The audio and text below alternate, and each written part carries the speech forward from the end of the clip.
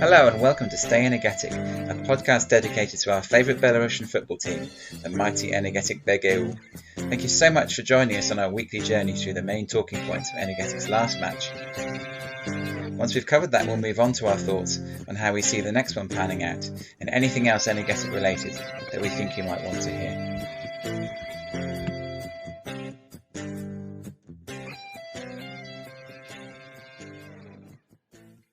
Привет, я Liam. And unfortunately, here is Dan.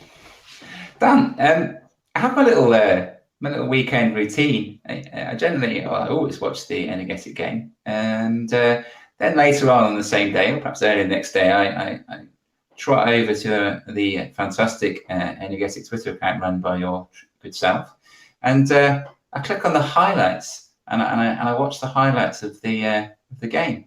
But this routine today was, well, actually not today, early on in the week, was somewhat disrupted by the fact that I couldn't find them. Is there any explanation for this, Dan? So what you're saying is you couldn't find the highlights from the game at the weekend? I don't think you were alone. I really don't. I mean, it's a bit weird, isn't it? It's a bit difficult. It's a bit... How do you even talk about a game like this? I mean, we don't have highlights. I mean, we're going to talk about the one goal possibly, because I think that deserves a bit of recognition because it was a goal for us on his debut. And I think anything other than that would be slightly untoward if we didn't say something about that. But beyond that, I mean, you look at the coach's comments since then, and I posted them out. This wasn't a good performance. I believe I'm slightly understating that. This was not a good performance. I think the coach was disgusting, didn't he? That was Google Translate. No. I was avoiding the terms, but yeah, you are right. He said it was disgusting. And actually, maybe I'm just being a bit too British about this. I mean, it was disgusting. That performance was not right. That was not what we've come to expect. I mean, we have come to expect a team, irrespective of whether they're coming up against someone else who is technically better or technically not, to stand for each other, to stick up for each other, to play for each other. And we did not see that in this game. What we saw was a bunch of disparate players who were just there. They were on the pitch, but they were not for each other. And it's difficult because we were here, 7 days ago, and we were talking quite vociferously about how much we loved this team, about how much we were proud of this team, about how much that we would stand up and kind of support a team like this ahead of, actually, to some degree, teams that we've supported for most of our lives because of the attitude that they have shown. And for a week later, we've just been embarrassed slightly. And that's difficult to take. I mean, normally, as Liam says, normally I would post out the highlights. Normally I would post out man of the match. Normally, that's an interesting one, actually. Man of the match, I normally take direct from the club. I've been looking, I've been watching, I get my usual notifications. Club hasn't put anything about man of the match. I think there's a recognition, there's an acknowledgement that this game was a bit crap. We're not going to treat this game in the usual way that we normally would. We're not going to talk about the different goals. We're not going to go through, hit for hit, because, if someone comes up and stabs me 20 times, I don't need a breakdown of that. I've not been stabbed. Let's move on. Yeah. I think we're going to try and do something a bit different now. I think we're going to try and acknowledge this. I think we're going to look at this. I think we're going to say, okay, this happened, but where do we go from here? And I think that's where we need to go from now. I think one thing that did upset me greatly after the fantastic experience of the previous week, and I actually mentioned this is my highlight of the season so far, I think a couple of weeks ago, was the fact that I so much enjoyed somebody posting a massive yes after Jucic's goal against Isloch. this week, I felt the antithesis of this particular sentiment thanks to you, Dan, and your penchant for using a well-known app which notifies the general public of goals before the YouTube feed. I'm not impressed, Dan, because basically, instead of sitting there contentedly for 25 seconds thinking, we're about to score a last-minute winner, I had to put up with the feeling that Dan had suddenly gone horribly silent, and there was a very good reason for that. Yeah, I don't think I'm ever going to get a job as a professional commentator, to be honest with you. I'm too emotionally led. I'm involved, but there's an app I have on my phone that will always let me know about 20 to 30 seconds ahead of anything I see on YouTube or anything else. So it's always accurate as well. So yeah, there is a moment, and Liam's watching me because we have a Zebra Zoom chat going throughout these whole commentaries and whatnot, so we can kind of keep an eye on each other and kind of give, what's the vibe going. Yeah, if he sees me sitting back, if he sees me not get involved, if he sees me knowing, he knows me by now. I mean, we may not have known each other several months ago, but he knows me by now. If I'm going quiet, it's for a good reason. And yeah, that was reason after reason after reason after reason. So no, I mean, I do as well. I just don't have an app that tells me 20 to 30 seconds before. It's just as well, isn't it? Otherwise, it'd just be deathly silence to anyone who's listening to us. So we'd just both be sitting there with our heads in our hands. I think, we've said enough about it. I think we've agreed that essentially it's a bad day at the office. It's a horribly bad day at the office. And I think we also should take this opportunity to praise Rook, who had a game plan. He'd obviously sussed us out, looked at us very carefully, and executed that game plan ruthlessly. So I almost said ruthlessly there, but that would have been a dreadful pun. In fact, they were actually ruthless rather than ruthless, which would suggest they were in some way lacking and less than Rook should be. So no, it was a brilliant performance by them and a shocking performance by us. And we've had many highs this season, have we not, Dan? And I suppose, as we've talked about many times before, we're not going to dwell on this, but this is the nature of supporting a team like Energetik, a team that's punching above their weight, a team that's very young, a team that has very little money to spend on players, in fact has no money to spend on players, doesn't even have their training tops personalised. They're all just bought from the local sports supermarket.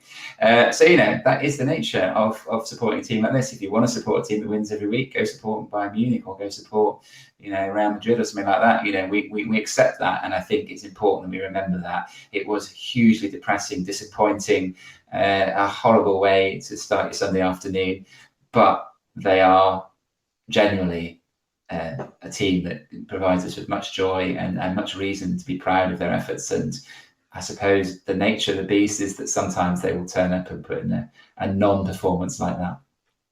Yeah, and I think this is the key thing, isn't it? We are a small club, and I don't know how many times I have to say that to really exemplify how small we are. We are a tiny club. We are one of the smallest, and we are knocking on the door of the more powerful. In our weakness, let's just remember some of our joys, all right? We knocked Bate for 6 twice, okay? We also lost to Belshina, This is a club that we support, okay? This is the club that we enjoy. So, okay, it happened. This is an unusual loss. It's something we're going to deal with. It's something we're going to kind of accept. And we're going to kind of move on. Because you know what? We beat Bate. Absolutely. I mean, I think it's crucial. I mean, the coaching stuff, from their reaction, they're not happy. The players are in for a difficult week. But I think it's getting that as fans and also as players and coaching staff, it's getting that balance right, isn't it? It's saying that was unacceptable. Please never let that happen again. And we're going to just remind you of how painful it will be for you in that following week as professional footballers if you let it happen again. It's a balancing act, isn't it, really? Maybe a bit of complacency, maybe a bit of arrogance. They had, just as you say, completed a league double over Bate. Maybe they thought it would be too easy this following week, and they now know that it wasn't. I think also important in this, as you mentioned earlier, Dan, I think a lot of talk about, now the Yaka's gone, they're useless, and obviously they've got rid of the best players. I think we both agree that although it was extremely painful to watch Yakshibev rifling in his first goal for Shakhtar at the weekend, I think we both know that the loss of Tway and Yak has nothing to do with how badly we played on Sunday. And equally, it's difficult to start pointing the fingers at our debutants, who most of them who arrived probably had 1 or 2 training sessions. And you can't really start to judge them on that. We need a little bit more time, and hopefully the 3 main signings will come good in due course. Yeah, I think anyone who's kind of looking at our main signings, I mean, you got to give them time. Seriously, I think that's a major difference. I think if you look back to the English Premier League, there's no way that someone will be signed and then put back into play within 2-3 days after signing. I just think that's nonsense. I mean, but that's how it works over here. You don't get much chance. If you're signed, you're available. So they were chucked in, and I think any judgment on them will have to wait a little bit longer. Let's move on to the next game. A very good idea indeed. So before we give our own views on how we think the game this weekend with FC Minsk might pan out and team selection, etc., we're going to give you a little chance to hear what Jake has to think about it, because he's our resident FC Minsk fan that we've discovered recently, and he spoke to Dan earlier on about his view of the team and how he thinks the game might go. Hello, Jake. Hello. Right, so we obviously had quite a little bit of interest, actually, when we had Rob over on the podcast last week talking about Rook and give us a bit of an overview from the other side. It really kind of balanced out our own energetic bias, so that was quite useful. How about, could you just give us a bit of an idea as to who FC Minsk are and what they're about?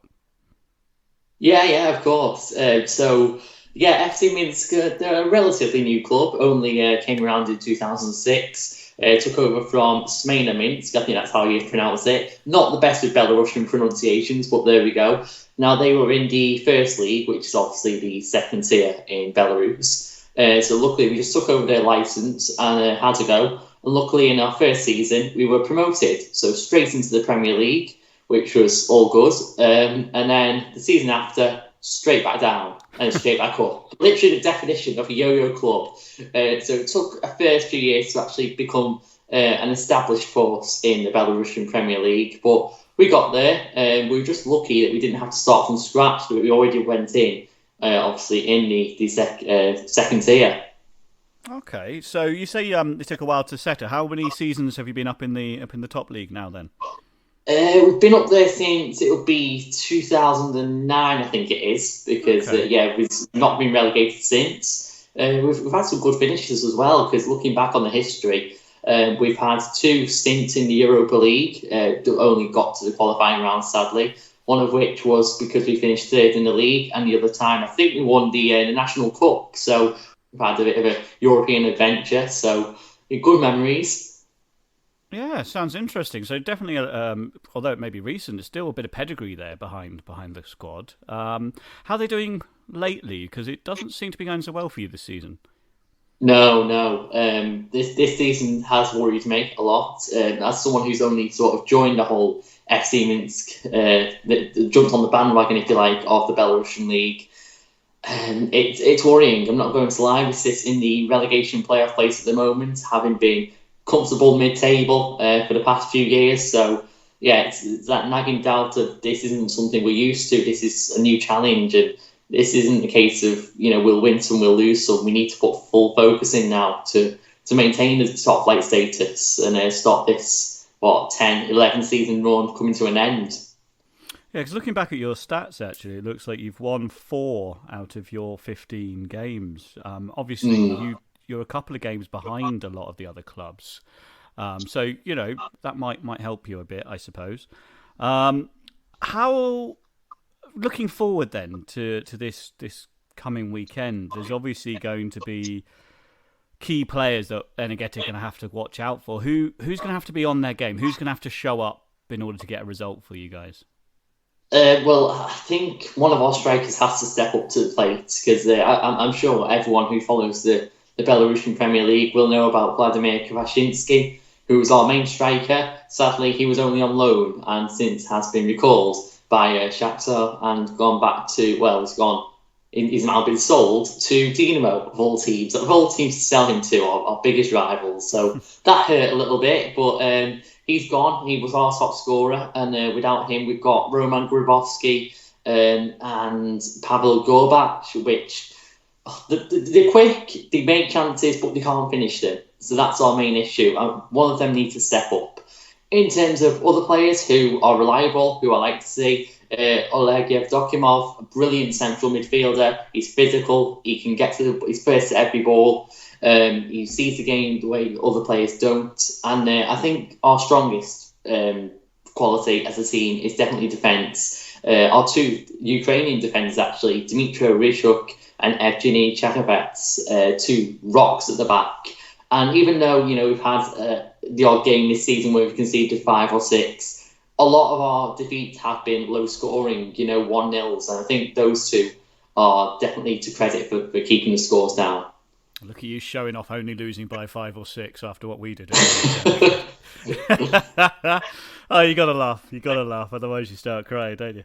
Anyways, okay, that's really interesting. So, thinking about it then, looking at your current form, obviously Energetik coming on to this game off the back of a very poor performance. Don't want to labour too much about that, but it's true. I think from our perspective, we're going to be looking for something, to show that last weekend was a blip and to get going again. What do you think? Because I know you said to me offline that you were watching the game on the weekend. Does that fill you with confidence now, or do you think that might have been a blip? What's your views? Where do you think? How are you going to do? What's your prediction then? Let's just cut to the chase. Prediction? Well, if I had to pick out a scoreline, I would say 1-0 defeat. I think you guys are going to win 1-0. But it's hard to predict, as I say, because obviously you've lost your two main players, and now we're in a situation where I don't want to bring up last weekend. I don't want to remind you of that terrible afternoon from your point of view. But seeing that, it just changed my whole view of Energetik as a team, and it's strange because you've been relatively strong all season.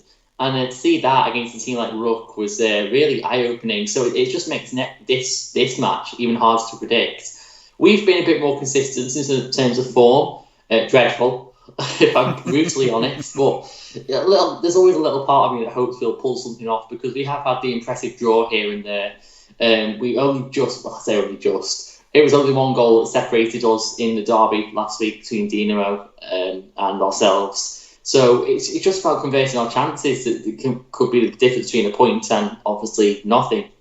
Well, Rob last weekend was talking about 1-0 wins, and look what happened. So I'm a bit wary now when everyone tells me it's going to be a close scoring game, of course. But okay, well, it's going to be interesting. As I say, from our perspective, we're really hoping that this is a chance for us to move on. And hope that we can do something a bit better than that. So I hope that we can win. I'll take definitely that part of your prediction. I think if we could get an 8-0 win, I think that would help undo some of the damage from last weekend. But obviously you won't be hoping for that. Okay, well, it's going to be interesting. I take it you'll be probably watching at the weekend? Absolutely, yeah. I'll be there cheering on from home. We will be doing the same, and let's see what happens. Well, thank you for your time. It's been really helpful, and we'll see where we go from here, I guess. Yeah, can't wait. Bring it on. Cheers.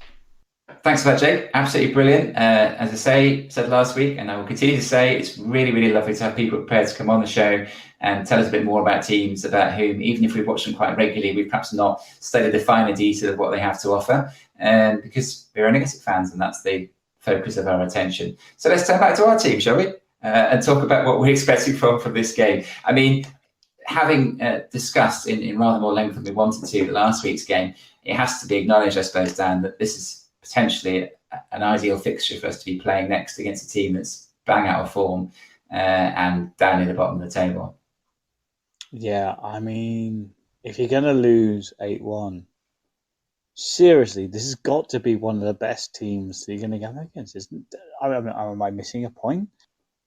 But we need this, okay? After an 8-1 loss, we need this. Yes, seriously, timing could not be better, could it? I mean... Well, I mean, they've got all the motivation in the world, haven't they? As you say, I mean, they must, as long as they don't turn up and are complacent about it. And yeah, we do need this, but ultimately they need to earn it, don't they? I do feel sorry for FC Minsk. I mean, clearly we've heard reports of them being in financial trouble. Obviously their top scorer, they lost. They're struggling, and we need to capitalise on that. I think it's also not just from the point of view of an ideal fixture in terms of bouncing back from last week's travesty. Not travesty, that's a dreadful word to use. Last week's abomination. It wasn't a travesty at all. But we're also looking at a team that's going to be a lot stronger this week, hopefully. We're looking at Bakic being back from suspensions. Urepa should come back into contention. We've got Sokol sat on the bench last week. We haven't seen him for weeks. And obviously we should mention our new signing, Makamanov, at this stage, who only got 45 minutes at the weekend, but took his goal really well, I thought. Oh, it's time for a big breath. 3 points. Done. It's done. Confidence here. Optimistic Dan is back. Fantastic. We've missed you, Dan. And it's definitely a chance to get back on the right track. And I'm looking at it, almost forming a team in my head as to what I'd like to see. I'm not sure Makamadov will get a start. I'd love to see him get a start with Bakic. I think that's a heck of a front two to be putting in there. Midfield, a bit more tricky. Nosko obviously will play, but who will play alongside him? Bashalov taken up at half-time at the weekend. Does he get another start? Does he get eased into it a bit more rather than being thrown into it like it was last week? The age-old issue of the wing-backs. Again, you can't necessarily blame them for our capitulation, but Mawatu, brilliant going forward, but so suspect at the back at the weekend. Gears, no comment.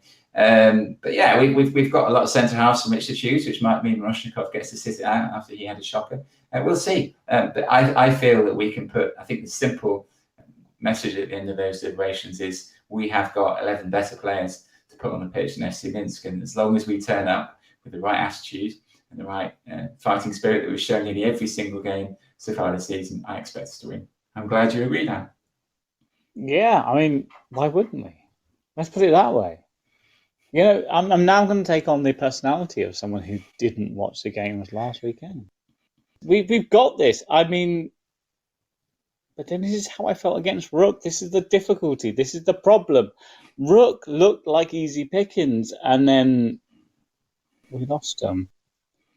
Having said that, we haven't, although our goal difference particularly has taken an absolute hammering, we're still right in there. I mean, the damage has been relatively limited. Nieman only drew. Obviously, Dima Brest didn't play, so we can't really judge that one. But, we're still there or thereabouts. But again, as we were a few weeks ago, we're a couple of defeats away from about 11th place and a couple of straight wins away from maybe being right back in the European picture. So we'll see. But we'll be there on Sunday as always. It takes more than an 8-1 reverse to put us off, doesn't it, Dan? And we'll look forward to you joining us, hopefully. And we'll look forward very much, hopefully, to having an in-depth discussion next week about what a fantastic victory we pulled off against FC Minsk. But until then, take care of yourselves. Indeed, take care and have a good weekend. Thanks again for taking time out of your busy lives to listen to us talk about a team whom we knew nothing not so long ago, but who we now hold dear to our football supporting hearts. Please do contact us with comments and suggestions if you have any. My Twitter handle is @agameInSpain and Dan's is @MajorDanB. That's with an A at the end. If, like us, you feel like talking about Energetik most days of the week, or even just at weekends, please do contact Dan and he will add you to the Energetik Ultras Twitter chat. We'll be back next week, but until then, please do stay energetic. We firmly believe that you won't regret it. Do svidania.